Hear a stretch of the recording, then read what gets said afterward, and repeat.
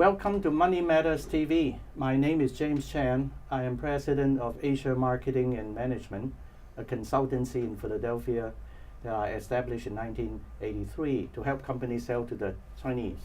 But this is really not as important as the fact that we are going to have a very interesting and exciting program by my standards, and I think you will agree with me. But first of all, before I do anything, I'd like to introduce my co-host, Kelly Steward, CEO and founder of The Positive Business. Kelly. Hi, James. Good Always to see nice you. to see Good you. to see you again. Good to Always see you nice again. to So see here we are. Here we are. And according to the protocol, and actually it's not a protocol, it's something that we all need to talk about, which is something to say regarding to money. You know, money is so important to everybody, and I'm not saying this with any degree of cynicism or skepticism, but we don't want to be poor. We want to be prosperous. Absolutely. There's nothing wrong with having money. Absolutely. However, now getting money, finding money involves so many ways. You know, you can do bad things. You can also do good things. So now, being the founder and CEO of a new business by the name of The Positive Business, Yes. I understand that you want people to do good Yes. and not just to make money. So explain, and I, of course, first of all, I agree with you completely the importance of goodness. I think goodness counts much more than intelligence, than fame, than glory, because if you do badly, sooner or later, you know, Right. fortune is going to catch up with you. Absolutely. Well, and I think, money is not bad in and of itself. It's typically the decisions that are made about money that are based either in fear or greed that lead to bad outcomes. Right. We could probably agree on that. And so I think, too, traditionally, this idea of doing good in business kind of suffers from a branding problem, because traditionally business culture would have you think of the business titans as Sure. the model for business, Sure, right? These sure. people who have enormous power, Right. they got it the old-fashioned way, Like or the they Robert took Barons. it. The Robert Barons, Exactly. the Titans. Exactly. Right. They were the real titans of Right. business, and I think that was the kind of the earliest depiction of what it meant to be successful in business in recent history, anyway. And so I think it's challenging because they operated in a time where they could not only amass great power, but they could keep it. And they could keep it by excluding others from access to that power. There were much higher barriers to entry in business than there are today, and it was much easier to control the flow of information than there is today. Certainly we have citizen journalism and social media and the internet, so it's much harder to do that. There's a higher degree of transparency today. And I think that doing good in business, like I said, it kind of suffers from this, it's a nice to have. It's an also ran, right? But it's not. It's not at all. There's a lot of opportunity to do good in business. Why is doing good timely now? I believe it is timely, but why? And before you say that, a little kind of personal anecdote. Years ago, I was in San Francisco to visit my rich uncle. Right. And then, unfortunately, I made the mistake of reading Theodore Dreiser, the American writer's book on Titan. You know, you mentioned Titan, which talks about, the rich businessman, the bad boys of business. The bad boy, the strong alpha male, they conquer Who doesn't the world, love the bad boy or the bad girl, and then he secretly stole my book reading, and at the end of which, hours later, after he had read a few pages, he scolded me. He said, "James, what's wrong with making a lot of money? In other words, why are you being so scholarly, so academic, so much kind of almost thinking that money is bad?" How do you deal with that? Well, right, and I think, you have to look at the time and place, right, that those things took place in, and, not passing any judgment on it, so your uncle would be happy. Right. I would just say that one of the... He's never happy. Don't worry. Don't tell him. We're not on television. It's just us. Yeah, right, just us. Yeah. But I think that there are many factors that are driving this. I would sum it by saying a lot of what made people successful was in their ability to do what is euphemistically referred to as the land grab. Right. There's no more land to grab. Right? effectively, we have exploited much of the planet and the people for profit and convenience. And we can dissect that, and I could go on deeper in another show. But Right. That's effectively what we've got. Give people an example of what is a positive business, to be very specific. Sure. A positive business is one that has a social mission or social impact baked into what they do. Right. So it's different from corporate social responsibility, which kind of sits on the outside of the organization's day-to-day activities. But this is saying we have a business model that says every time you buy something from us, we're going to donate that product to people who are in need, who would not necessarily be able to afford that product. Is there a name for this kind of business? They're socially responsible businesses. They're still profit making. That's their primary motive, but they consider stakeholders in what they're doing. I'm referring And to, is there reasonable an returns. acronym for this type of business? Well, there are different not really an acronym, but there are different certifications that Right. companies can get. Okay. One of the most noticeable is that certified B Corp, and which means a company that's working for profit, yes, but also for the benefit of others. So they It's called have certified B Corp, B as in in bad boy, bad. but not bad boy. Yeah, bad boy of business. No, the image of bad boys of business is really so entrenched. It really it's is. almost like if you are bad, you are even sexy. I'm sorry. Absolutely. I'm sorry No, that I have to be so blunt absolutely. about it. Yes, no, And I so a lot agree. of people believe that, well, if I behave, I'm kind of boring. Exactly. I'm vacuous. Well, let me tell you about some of the opportunities that Yeah. are in doing good in business. Right. The first one that immediately comes to mind, and really all joking aside, this is what a certified B Corp would be looking to do. There's opportunity in being the remedy, right? So there are a lot of people out there and the planet, so you could restore the planet, you can be really helpful to people, you can bring some other type of value into their lives where you're really being useful to them Right. in your products and your services. So being part of the remedy now reframes what do we offer as a company. What prompted you to want to found a company with such a deep moral or good Right. related connotation? I mean, there has to be an experience. that Oh, got you to do sure, it. right. And they're cumulative experiences. And first and foremost, I was always the person who was kind of like the square peg in the round hole. I would see business decisions being made. As a square peg. Come on. No, Kelly. trust me, I am. But you see business decisions being made, and I just felt that so many of them were short-sighted, and they cut off people who were essential to the company's success. And then you see what's happening in our Oh. planet, and you see what's happening to people who are marginalized. And I think, we're smarter than How this. about the idea of a corporation maybe 30 years ago, maybe even longer, who would value their employees and would pay them pensions and held on to them Right. for a long time. Right. But then somehow something changed, maybe in the 70s, maybe Yeah. in the 80s, Yeah. that there was this attitude, the air that you are the employee, I'm your boss. I am telling you, you should be happy to have a job to begin with. And you want Absolutely. me to be good to you? Are you nuts? Right. Is that Yeah, no, something you're that rebelling was against? definitely, things were changing, and I think most people are resistant to change. I'm not one of them, Right. but most people fear change, and I think Right. it was a way to keep that power Sure. that we talked about. The Titan model Right. says you keep your power. Yeah, the Titans. And I think that as the balance of powers Right. changed, just evolutionary, it was hard for business owners to keep up with that, business leaders. Why don't I make use of this opportunity to just tell you there is a question from the audience. Oh, perfect. And this is from Janet Wellman of Okay. Philadelphia. And she said, well, Kelly, will there be a few good business ideas that can be developed in order to give back to the community? It's an ideal question for you. Absolutely. And it's a great question. So thank you, Janet, for asking that, because I think that's a fabulous question. First thing you want to think about is, what is it you're trying to accomplish, right? Are you trying to be additive, maybe enhance your community's cultural value? Are you trying to be helpful in terms of remediating something, alleviating poverty or homelessness in your organization? So first, get clear. That would be my first piece of advice on what you're trying to do. Agreed. Educate yourself on what the issues are in your community. And then, of course, you've got a lot of the typical. You can donate time, you can donate money. These things are very important. You could provide pro bono service to people in your community if if that's what you're trying to accomplish, who wouldn't necessarily have access to your services or products. Or you could sit on a board or a planning commission and really actively be a part of that community. What I find, and I advise people on this, is to really, once you know what your issue is, and then go out and find the organizations that are doing that work in the nonprofit organizations and talk to them, find out what they need.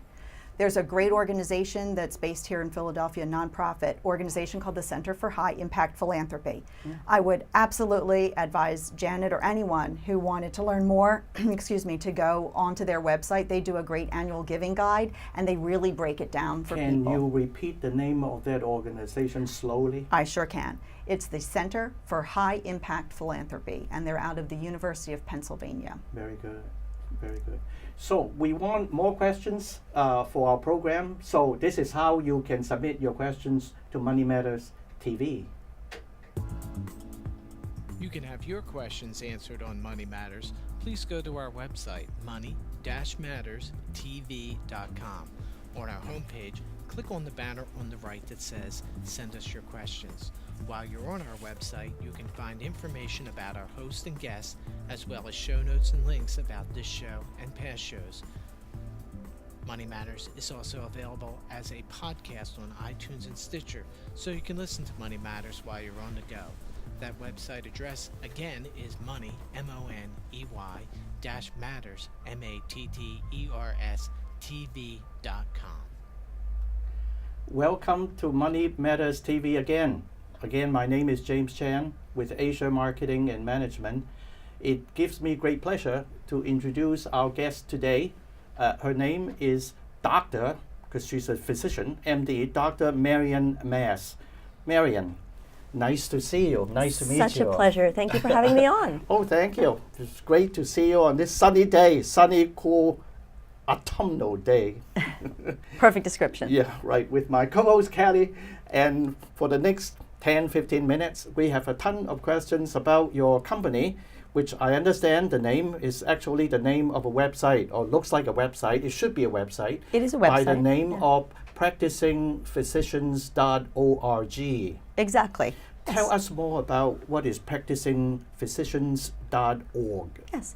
Practicing Physicians of America is a group of 6 people working pro bono to try to regain some control over our profession so we're able to deliver better care to our patients. It's very interesting.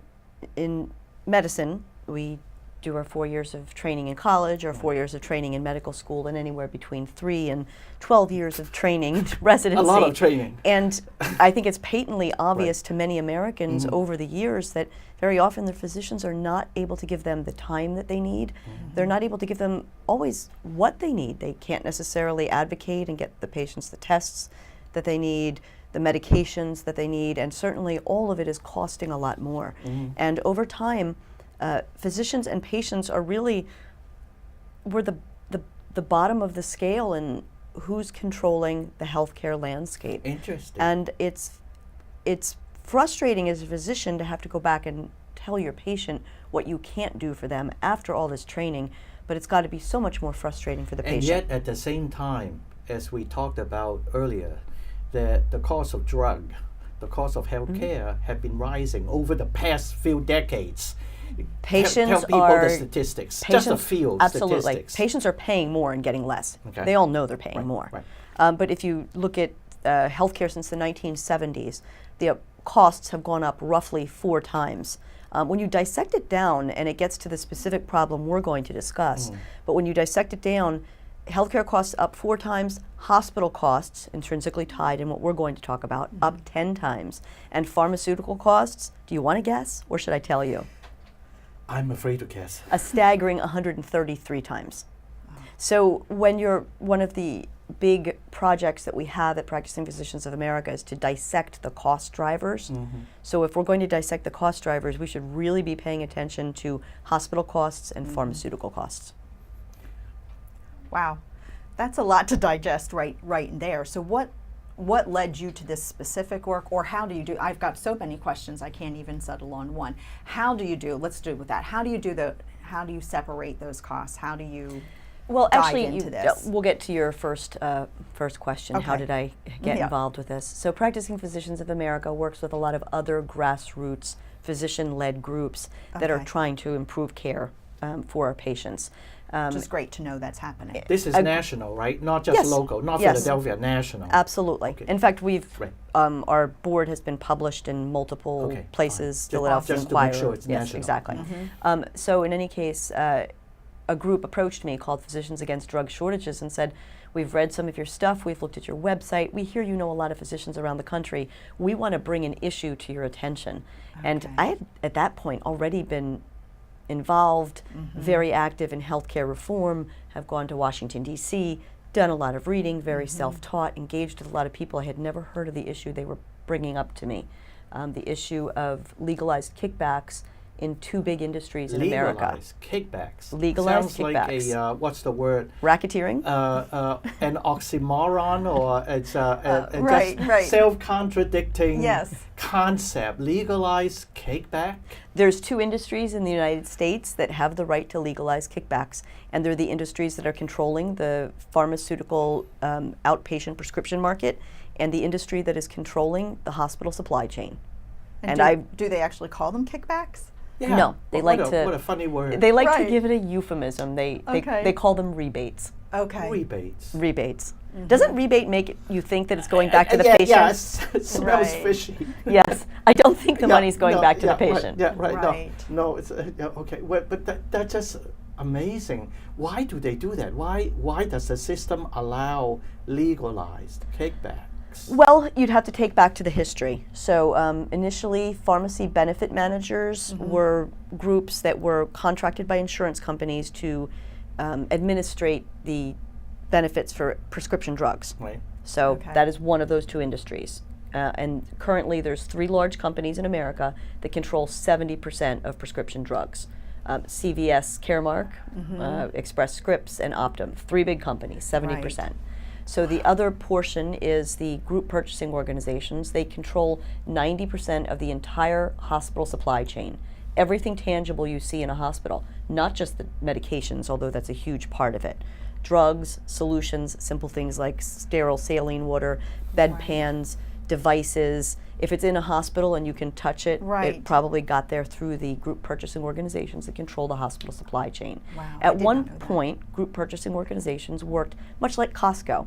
They just bought in bulk. The hospitals paid a membership fee to the group purchasing organization, and they were able to achieve some cost savings. So it sounds like the same as a few very large organizations gobbling up the entire market, if not cornering. Meaning, it's almost like the country now has only 5 schools, 5 colleges Right. that take all the students. Very each consolidated. year. And they became more consolidated over time. But even within the group purchasing organization model, they worked well at being able to achieve cost savings through bulk. That may be And the then in the case. late 80s, Congress granted them within the 87 Medicare, Medicaid Patient Protection Act, they granted group purchasing organizations a safe harbor, another euphemism. They call it a safe harbor. And it's a safe harbor for them to be able to receive money from the very companies that gave the product that was getting into the hospitals. Okay. So, yes. I'm sorry. Just to draw the line for me and maybe for James. So how does this affect the doctors? How does this affect the patients? You know, the fact that this is like, what's the net result on all of this? So To finish up the historical part, the pharmacy benefit managers had their safe harbor for legalized kickbacks added several years ago by the administration, the Health and Okay. Human Services Administration. So the net effect is over time that now the companies that are controlling the prescription drug market and the companies that are controlling the hospital supply chain are getting payments from the suppliers. That's what a kickback is. The suppliers referring to The people who are the drug manufacturers for both industries, and in terms of the hospital supply, anyone who's manufacturing whatever they need in the A hospital, bedpan. the bedpans, the The beds. sheets, sounds the like devices. it's paying membership fees to the big companies. No, it's paying a gatekeeper who's getting you into the system. Right.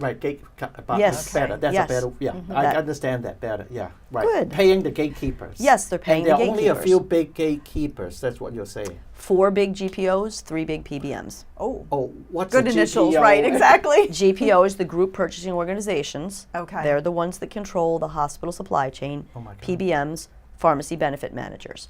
90% of the hospital supply chain by 4 companies.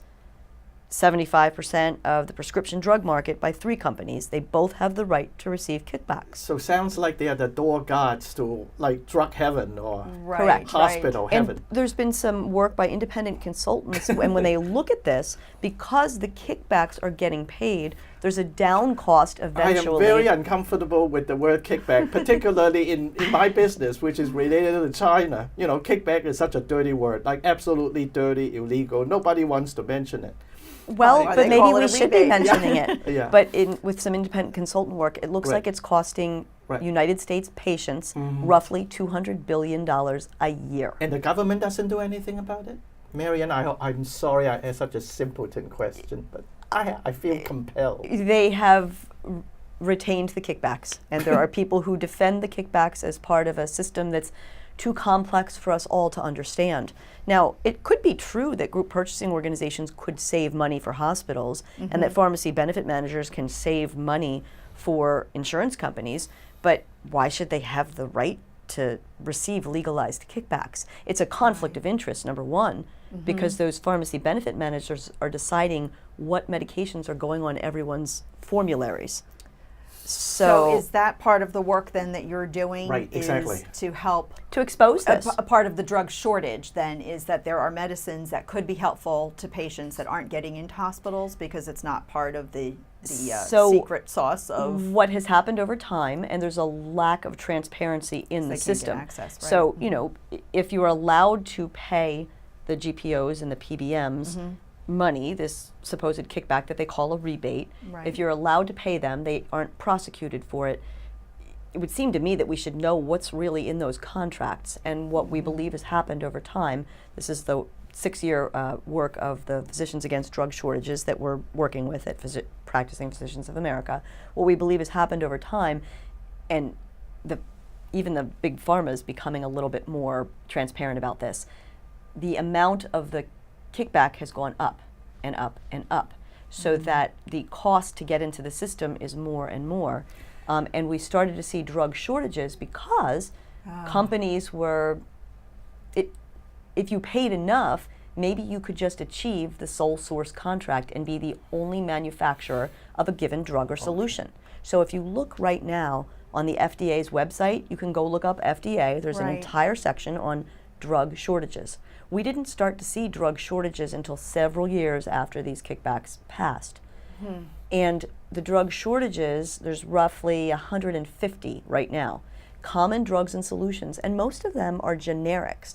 Wouldn't you think generics should be accessible, plentiful, like you and just have many walk people down the street, and Right. they'll give them to you. many manufacturers who are in competition to make the generics, which would make them inexpensive. Right. But Should be. generic prices have gone up as well. I did not know that. Because over time, preferred manufacturers have paid larger and larger kickbacks, And they have pass that cornered the market cost on. of the 150 roughly solutions and medications. Sounds like a horror movie to me. It the whole does. thing. On shortage, 90% of them have one manufacturer. And we're talking about simple things. What? Normal saline, sterile salt water, bicarbonate solution, baking soda One water. manufacturer?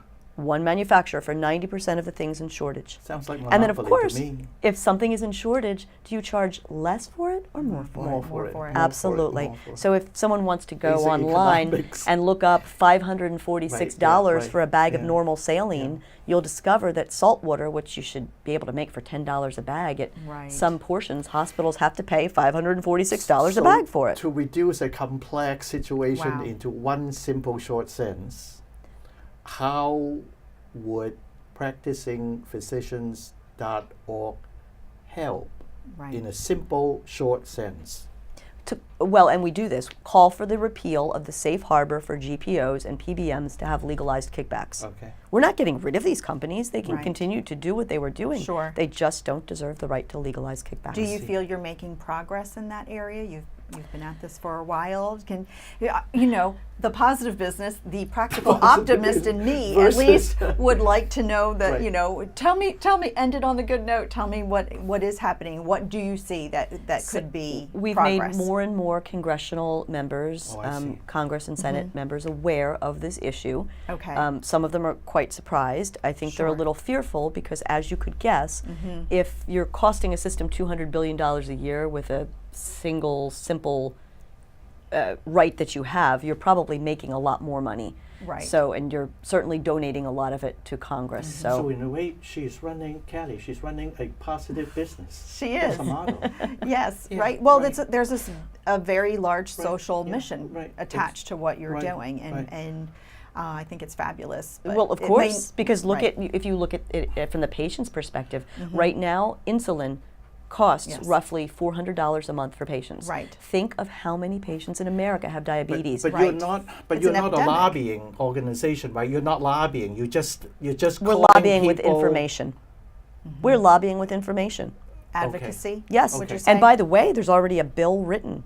Okay. You know, okay. I mean, how much work do we have to do for these lawmakers? Here's the Right. bill. It's helping patients. It's lowering their drug costs. It's lowering their hospital costs. Right, right. And it's Right. preventing Sure. downstream these shortages that are very medically dangerous for the patients. We have about 2 minutes. Within those 2 minutes, Marion, say something you want to say to the audience, which is important to you. I'd like you to go to the website Physicians for Reform, another group we're working with, and click on the button aboutnomiddlemen.org. There's a 4-minute video there that will give you a great synopsis of this program because it's very convoluted. And when you learn more, don't be afraid to go to your lawmakers and lobby to remove the legalized kickbacks for GPOs and PBMs. Because not only is it costing Americans $200 billion a year, but it's also creating dangerous drug shortages. If you can't have normal saline, you can't get hydrated. If pregnant women can't get their hands on the medication needed to put them in labor when they're at a high blood pressure Sure. situation, Dangerous it's very situation. dangerous to them. Anesthetics, people cannot be put under with the appropriate anesthetics anymore. Emergency room doctors, they're short on drugs such as epinephrine, life-saving medications. And physicians have been aware of this for years, but as we've become more and more employed by hospitals, we really don't talk about Yeah. it to the patients. And I want the audience to know this is an MD, a physician talking, not just Right. a consumer. You know what you are talking about because you are in the industry. Well, we'd like to make sure that the patients have what they need and they have it at a fair price for them. Can you repeat the name of the site or the website Yes, again look slowly? on Physicians for Reform undernomiddlemen.org. Very good. Awesome. Very good. I'm glad you're doing that important work. So, Yes, maybe sir. we have maybe 45 seconds. Say something about the positive business. What do you want to achieve, Kelly? Making the world a better place through business. That's the ultimate goal, where a concern for society and the planet can coexist with an ambition for profits. Right. To me, I think this is wonderful, but I know it's going to be not easy to get the right companies to back you up. I think that some companies will never do good. That's how I feel. It's prejudicial feeling on my part, but I think That may be, there are but we people can't who just worry don't about know them. why. We can only worry about And ourselves. some are forced to do good, which Right. is good. We force them to do good. Some will do good. Some will do And good. let's It's bank happening on already. those people coming to That's you. right, exactly. Coming to all of us. Exactly. So thank you very much for watching this episode of Money Matters TV. Our next guest will be Doug Clevey. He is CEO of Energage. So I hope to see you again soon. Thank you.